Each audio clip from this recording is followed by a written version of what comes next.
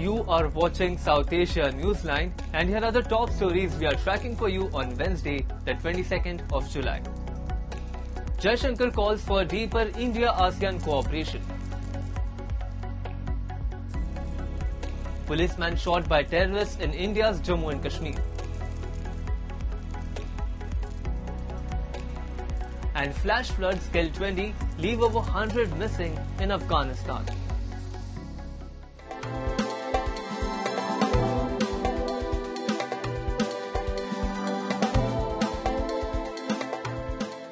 And now for all the details. India's Foreign Minister S. Jaishankar on Wednesday warned ASEAN partners that the world has become extremely turbulent and that no country can tackle today's challenges alone. Speaking at the meetings of Association of Southeast Asian Nations or ASEAN in Manila, he stressed that maritime trade security can no longer be taken for granted amid rising geopolitical tensions. Meanwhile, Canada's Foreign Minister Anita Anand said Ottawa aims to conclude a free trade agreement with ASEAN this year. The meetings come amid growing global instability, including concerns over energy supplies and economic uncertainty. In this era of volatility and disruption, the most visible stress is on supply chains. Energy, food and health security can no longer be taken for granted. Because we are all so dependent on maritime trade, that too could become a source of anxiety. Observing international law in that regard is therefore vital. And I'm also very encouraged by the progress being made in the negotiations for the ASEAN-Canada Free Trade Agreement, which we aim to complete this year. For Canada, this agreement is more than just a trade deal. It is a priority for us to make a strategic investment in mutual economic resilience and long-term prosperity. Apart from other bilateral meetings on the sidelines of the summit, Jaishankar separately took part in the Quad Foreign Ministers meeting in Manila and reviewed the Indo-Pacific landscape and discussed recent development. The leaders followed up on the outcomes of the recent New Delhi meeting and committed to a free and open Indo-Pacific with a recognition of ASEAN centrality. Security forces were placed on high alert after a policeman was shot dead by suspected terrorists in Anantnag in India's Jammu and Kashmir on Wednesday, according to media reports. Security was stepped up across several parts of the region, including at Lal Chowk, where the shooting reportedly took place. Manoj Sinha, Lieutenant Governor of Jammu and Kashmir, expressed condolences to the family of the head constable Ashik Hussain Qureshi. The incident comes a year after the deadly April 2025 attack in Kashmir's Pahalgam, where terrorists opened fire on tourists, killing at least 26 people and injuring several others before fleeing into nearby forests. The attack triggered the worst military confrontation between India and Pakistan in decades. New Delhi accused Pakistan of backing the assault, an allegation Islamabad rejected. India's National Investigation Agency later charged Pakistan-based militant group Lashkar-e-Taiba and its proxy, the Resistance Front, with allegedly planning, facilitating and executing the Pahalgam attack. Iran's Interior Minister Eskandar Momeni held a meeting with Pakistan's Prime Minister Shehbaz Sharif on Tuesday.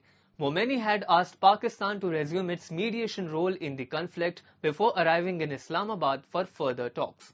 A senior Iranian official told on Monday that Tehran had received a proposal from mediators for a 10-day ceasefire in efforts to salvage the interim deal, intended to pave the way to a lasting deal to end the war that began on February 28 with US-Israeli attacks on Iran. Momeni also met Pakistan Army Chief Field Marshal Asim Munir. A statement from Pakistan Armed Forces said. The latest phase of fighting has proved to be among the deadliest of the conflict for US forces. US Army troop deaths rose to at least 17 over the weekend. Trump, under mounting pressure at home over rising gasoline prices since the war began, said the latest US strikes on Iran were avenging the deaths of American service members. The war has killed thousands of people, mostly in Iran and Lebanon.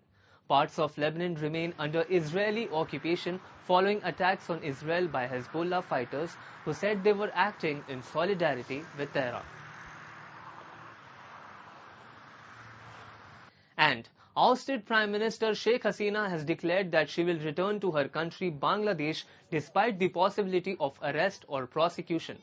In a defiant virtual address at the International Strategic Dialogue, the Awami League president said she was prepared to face prison or even death, saying her decision was driven by what she described as the welfare of the Bangladeshi people.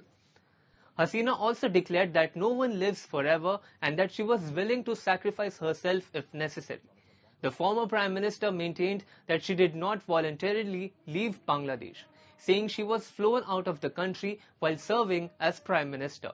She added that she expected to return in the same manner. Drawing comparisons with previous periods of political exile, Hasina recalled her return to Bangladesh in 1981 and again after 2007 political crisis, saying earlier attempts to prevent her return had failed. Hasina also criticized the current administration's handling of recent flooding that killed over 50 people in Bangladesh. She praised party activists for continuing relief efforts despite what she described as limited resources and difficult economic conditions. And flash floods triggered by torrential rains have left a trail of destruction in Afghanistan's Nuristan province. Officials from Afghanistan's National Disaster Management Authority say at least 20 people have been killed, around 80 injured, and more than 100 are still missing. Homes, roads, and public infrastructure were left in ruins as residents scrambled to escape. Parun, the provincial capital, was among the hardest hit areas with widespread damage reported to homes, hotels, and essential infrastructure. The Afghan government has expressed condolences to families of those killed and has urged emergency teams to accelerate rescue operations. Afghanistan is among the countries most vulnerable to climate change. Experts say increasingly intense rainfall combined with widespread deforestation in mountainous regions such as Nuristan has made flash floods more frequent and more destructive. Authorities say search and rescue operations are continuing, with emergency teams working to locate the missing and assess the full extent of the damage. دا چې 13 ورځ په دغه پارون ښار باندې دغه یو سیلاب راغی او دغه سیلاب له امله تقریبا تر 9 پورې هوټلونه او همداشانه نور ډېر زیات زیان یې اړولی چې تاسې خپله ګورئ. د دغې زیان له امله تقریبا تر 100 زیات هیوادوال چې دي هغه طلب شوي دي. 2:30 بجې وې او دغشانې څه سیلاب راغلی او په سیلاب داسې موږ په دوکان کې ناست وو خو دا وطن ټول یو ځل نه خوځېده. مونږ باره په زلزله ده دا زلزله نه وه ناڅاپه بس دغه سیلاب راورسېد او مخلوق یې بس خلک یې خندان کړه او خلک یې بس هر سړي ځان خلاصوو. And Nepal is considering sweeping reforms to tighten Mount Everest climbing regulations as its integrated tourism bill enters a parliamentary committee for scrutiny. A total of 58 lawmakers have proposed 263 amendments aimed at improving mountaineering safety, reducing overcrowding, strengthening environmental protections, and enhancing governance. The proposed changes would require climbers to have prior high-altitude mountaineering experience in Nepal before receiving permits for Everest or other 8,000-meter peaks. Many lawmakers have also called for mandatory mountaineering training, recent medical fitness certification, and full acclimatization within Nepal before summit attempts.